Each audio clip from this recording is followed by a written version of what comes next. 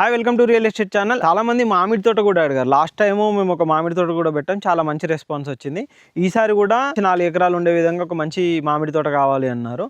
అలాంటి వారి కోసం ఇప్పుడు ఒక మామిడి తోట అనేది మేము ముందుకు తీసుకొచ్చాము. మెయిన్గా రోడ్ కనెక్టివిటీ చెప్తాను. ఇది వచ్చేసి మనకు కంప్లీట్గా డాంబర్ రోడ్డు. ఈ డాంబర్ రోడ్డుకి ఆనుకొని ఉండే విధంగా మనకి మామిడి తోట అనేది ఉంటుంది అనమాట.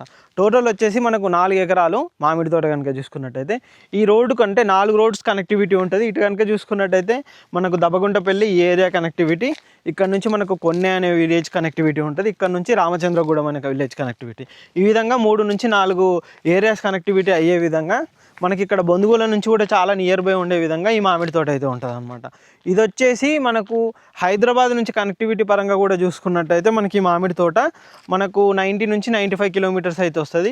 అదే మనకు షామీర్పేట ఆ రోడ్డు నుంచి కనెక్టివిటీ కనుక చూసుకున్నట్టయితే మనకి ఇది వచ్చేసి 60-65 కిలోమీటర్లు వస్తుంది. జగదేవ్పూరు, ప్రజ్ఞాపూర్ ఆ రోడ్డు కనెక్టివిటీ నుంచి చూసుకున్నట్టయితే మనకు మ్యాక్సిమం 30-35-40 కిలోమీటర్ల మధ్యలోనే ఉంటుంది. యాదగిరిగుట్ట నుంచి 25 కిలోమీటర్లే ఉంటుంది.